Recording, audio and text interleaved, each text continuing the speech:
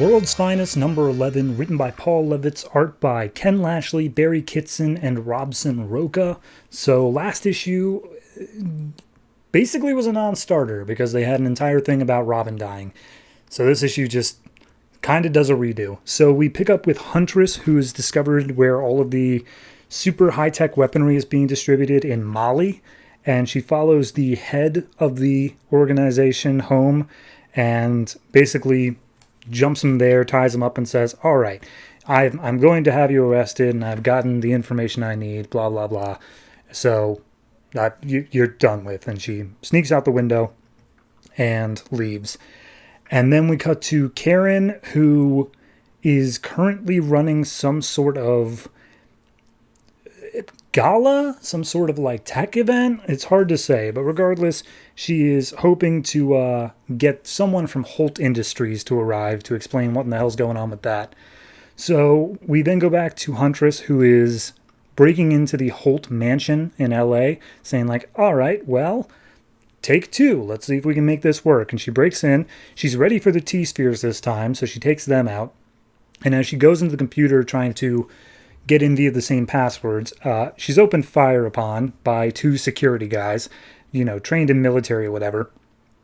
And they're saying like, oh, geez, this must be important if they're using military people. So Huntress fires an arrow, takes out one of them, and she baits another one via taking off her mask and setting it so it's just peeking out to the side. So the guy calls in saying, oh, Mr. Holt, we got her. She's taken care of. And he's like, good, I'll send a cleanup squad. But then, of course, she gets the drop on him. And it's just like, huh, okay. He said Mr. Holt. Like, that means he's still alive. What in the heck is going on around here? But regardless, it's going to be something that's going to come back to Karen before coming back here. So she takes off to find Karen. Then we cut to 42 months ago, because we keep doing this flashback thing. And turns out that Huntress did her research and found out where the office of the science advisor to the president is.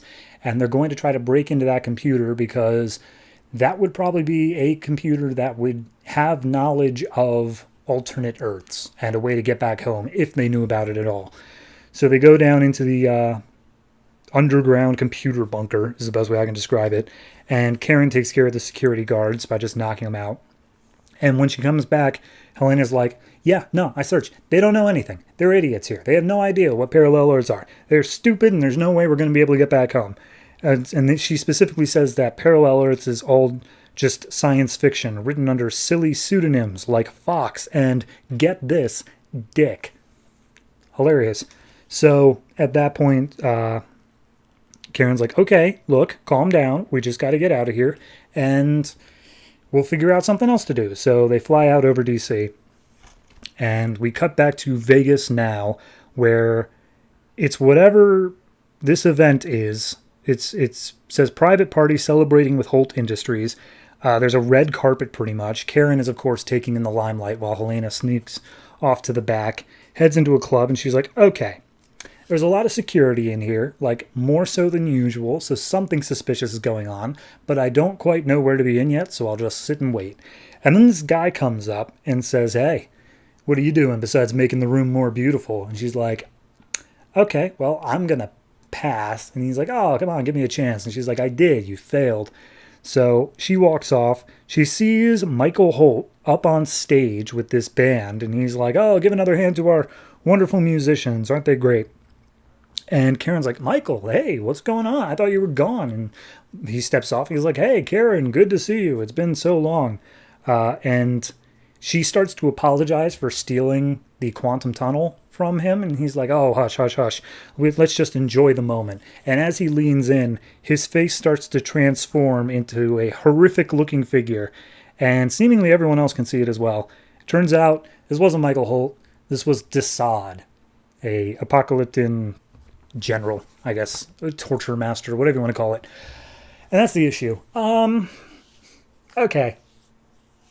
Like, as someone who is reading Earth 2 as well, I knew this wasn't Michael Holt, or at least it wouldn't make any sense to be Michael Holt, so clearly that was always going to be a twist.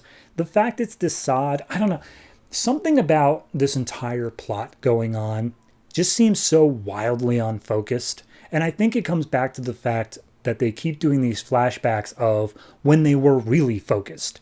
Like all of these flashbacks of Helena being, I want to learn how to get home.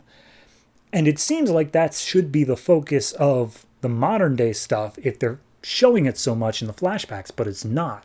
Instead, the focus of the story is more so of a, okay, we've accepted our lives here, but there's a bunch of apocalyptic tech.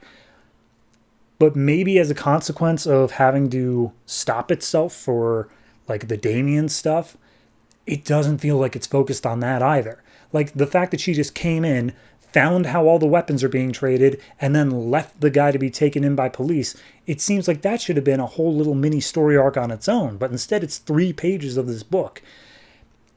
It just seems very unfocused to me on what it is it's trying to do. And maybe at some point, 3-4 issues from now, there'll be something that like ties it all up and says, ah, yes, I was the one who did Desaad. He says like, I'm the one who did all this. I made your lives hell for so long.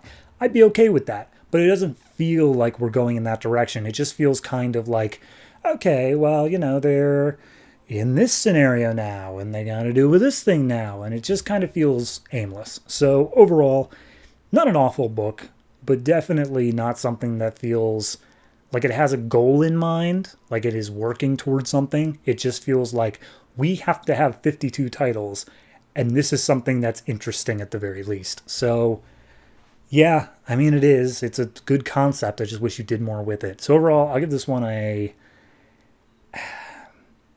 gotta give it like a 6. And that sounds harsh because I don't dislike it that much, but it's just aimless. It feels like over the past like 7 issues, nothing has happened with our characters. There's been no growth. There's been no action really. It's just been, okay, we handle this thing and then we move on to the next. It feels like a weekly comic, but I'm getting it monthly. So yeah, 6.